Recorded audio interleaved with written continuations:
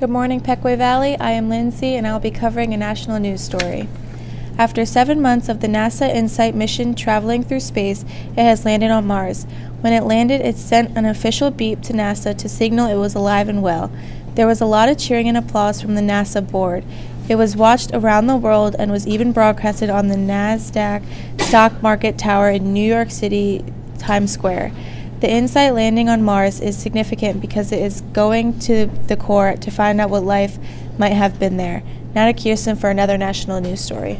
Hi, my name is Kirsten, and I will be covering another national news story. A sad story as a Vietnam War veteran, Stanley Stoltz, passed away last week in Nebraska. When he passed away, Mr. Stoltz had no known living relatives. The Omaha World Herald newspaper ran a short notice in the paper inviting the public to his funeral. As many as 2,000 people attended his funeral in support of his service to our country. He was laid to rest Tuesday at a Nebraska cemetery at 73 years old. Now to Mr. T with another news story. Hi, I'm Mr. T, and this week in another national/international news story, American missionary John Chow paid fishermen $325 to take him to a forbidden island off the coast of India. The island is forbidden because there is a native tribe there called the Sentinelese who have had little to no interaction with the outside world in the entire history of their tribe. When Chow was dropped off on the island, the tribe killed him by bow and arrow. Chow had stated in social media posts that he was there to do missions work.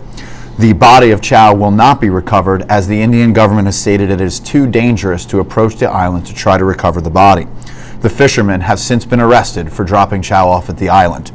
That's all for national/international news. Now to Sarah for a story in international. Hi, I'm Sarah, and today I'll be talking about the latest attack in Syria. On Saturday the 24th, Aleppo faced another poison gas attack and around 100 people were injured. It's still not clear who carried out the attack, as rebels denied their involvement in the attack and blamed the government by saying that the plan was to sabotage the ceasefire, while Russia accused militants of firing mortar rounds containing chlorine on the city. What we know is that more than 100 people, including dozens of children, suffered from asphyxiation and severe breathing problems that led to choking. And now to Vic with Local. Hi, I'm Vic, and this week I'll be covering local news. The Lancaster Country Club held the U.S. Women's Open for golf in 2015 and set a record for attendance. Over 135,000 fans attended, making it the record for the most to attend a U.S. Women's Open. The Lancaster Country Club is set to host yet another tournament in 2024. The CEO of the U.S. Golf Association said that Lancaster Country Club has one of the best golf courses in the United States and is excited to return for another Women's Open. The decision is expected to make Lancaster County businesses over $20 million. Now to Kara in politics. Hi, I'm Kara, and this week in politics, a faction of immigrant caravan moved towards our southern border faced tear gas fired from Customs and Border Patrol officers. They were protesting near one of the border crossings and some threw rocks at Border Patrol agents and rushed the border. They were protesting because of the conditions of the temporary lodging and that only 40 asylum seekers were being let in at a time. They want it to be a faster process. As a result, the Department of Homeland Security closed the busiest port of entry in the U.S. This move was criticized by Democrats because they stated that it is a legal act to seek asylum at our border. Republicans praised the move because they said it quelled the protesters and protected the border. President Trump has threatened to close the border should he have to. That's all for this week, and now to Zach with business. Hi, I'm Zach, and in business over the weekend, car manufacturing company General Motors laid off 15,000 workers.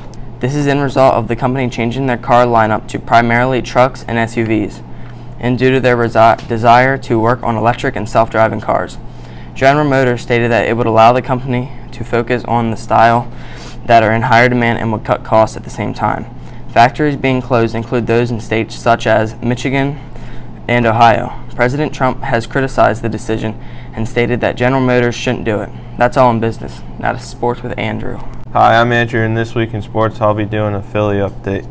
On Wednesday, the Philadelphia Flyers fired their assistant coach, assistant general manager, and their general manager for the purpose of rebuilding the program. They are still looking for a permanent replacement for the positions, but for the moment, the position is undecided. They interviewed Chuck Fletcher yesterday. Also in Philly, the Eagles had a comeback win against the Giants on Sunday.